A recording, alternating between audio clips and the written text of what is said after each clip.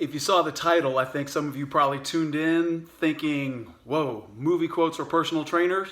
I was going to go into Eye of the Tiger, wax on, wax off, any of those sort of things to motivate you for your workout. And those are great, but we're here for a little bit of a different reason. Now, I've been training as a personal trainer since about 1995. So going back in the math, I was definitely a child of the 80s. And if you're with me, you realize many of us could probably exist on movie and song quotes and never come up with anything on our own and actually get through the day. And as funny as that sounds, throughout my career in fitness, it's really come down to there's a lot of quotes and silly things that may or may not work for you, but they have stuck in my head. And you guys that are aspiring personal trainers, fitness instructors, gym managers, this might just be a funny way to make some of those things stick. Now, I'll kind of work my way backwards so I don't appear too old, but a few years ago, there was a comedian and his name is Ismo, I believe, and he is not from the United States, but part of his routine, which I laughed at first, but then went, wow, that is gold for us as fitness professionals.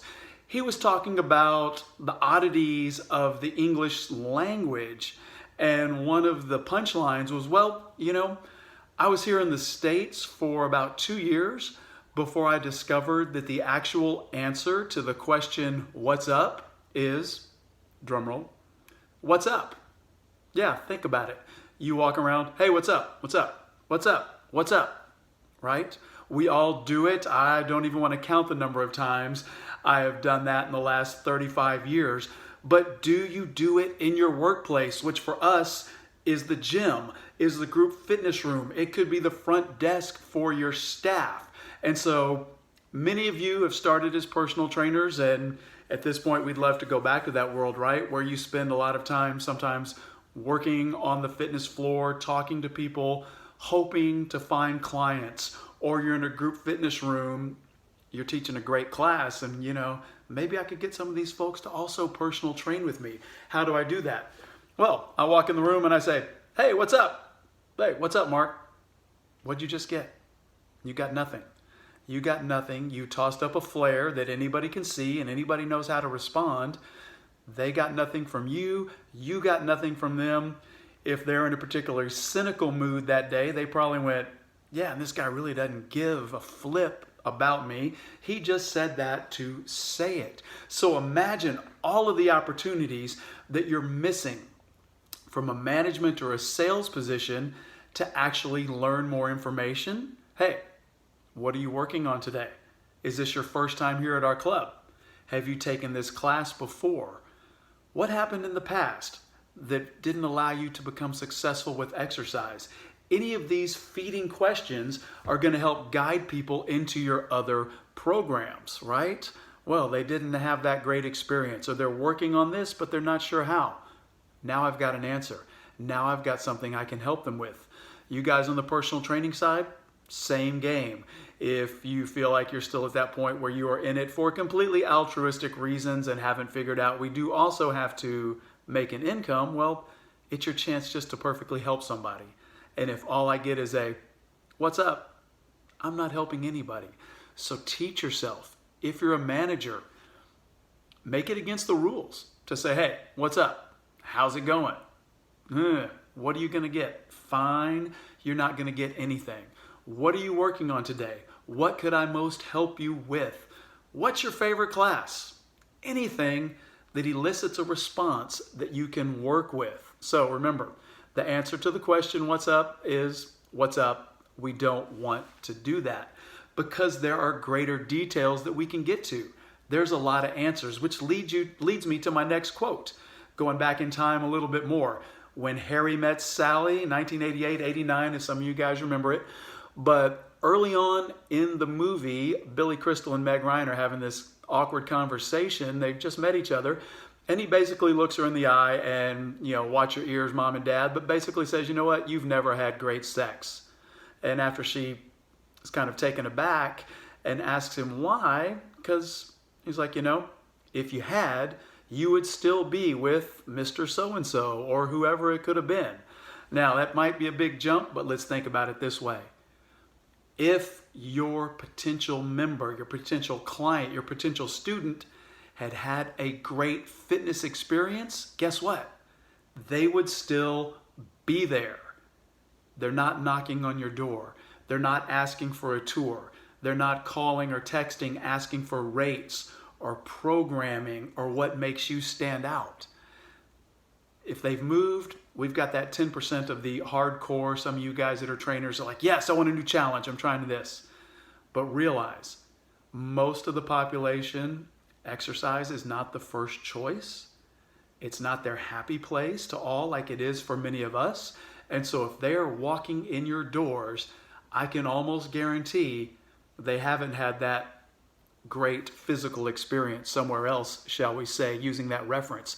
So are you prepared at all steps and stages and processes within your organization from the moment they walk in? What's your front desk experience? What are your programs? Do you have things that can allow somebody to improve from someone who's never been successful before? Where can you take them? And then even what is your atmosphere like? What is your atmosphere? I spent many, many years matching clients with personal trainers and talking with people and doing all these things. And my gold question was not intricate detail of doing a great physiology, what's going on, what's happening with this test, what's my movement screen. Those are great tools and they can help you assess. But to me, look them in the eye.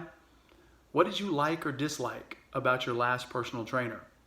What did you like or dislike about your last fitness club? If you get those answers, boom, there's your springboard. You know where to work, you know where to go, but you can only go there if you've thought about it ahead of time and you have the process, you have the onboarding, you have the systemic follow-up that's going to keep them there because they are going to have great with you. And now finally, speaking of great, I'm going back in time this time. So if we take it to fast times at Ridgemont High, I just dated myself. But early on, there's a silly scene and one of the characters in the movie is kind of the older guy that still hangs out with the high school kids, but I guess he wasn't as cool as McConaughey, so he doesn't get a pass like we did in Dazed and Confused, right? But the guy's hanging out and he's at the mall and he's telling his young protege kind of how to date and how to pick up women or whatever they were saying back then at the mall, right? And the first point of advice, which is again another thing that just ding, ding, ding, light bulb in my head for the fitness world, he goes, hey, you know what? The key to being cool, always act like wherever you are, that's the place to be. Isn't this great? This is great. This is awesome.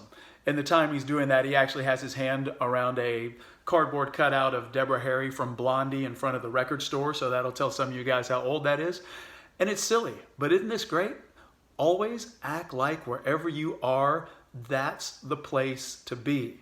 And we're not saying that from an arrogant standpoint, but man, the energy and the enthusiasm that should be just jumping off of you when you walk into your group fitness room, when you walk through the floor, when you're training, because people are always watching you. Always act like this is the place to be. People will see that, and that is infectious, and that's what people want. Because at the end of the day, we always say most of our clients, after a certain age, they go from the point where they want to tell you, hey, you know what? I want your abs. I want this. I want to look like that. It's like, no, you know what they want? They want your energy. They want to move like you. They want to be upbeat. That's what's missing in a lot of our clients and a lot of our members' day. So if you can feel it, if you can act that way, work that way, talk that way, this is the place to be. Our club, our fitness facility is that best part of their day. That's contagious, and that's going to keep them. And now let's talk in the real world at this point. When we are lucky enough to get back in the gyms, people have been inundated for months now with bad news, bad news, bad news. Man, let's talk exercise, let's talk focus, let's talk improvement. Keep yourself out of those areas that could step on some toes and make it not the best experience. It's the place to be. And if you always act like it's the place to be while you're listening, asking those questions and figuring out what you can do to make their experience great, you're going to keep your clients.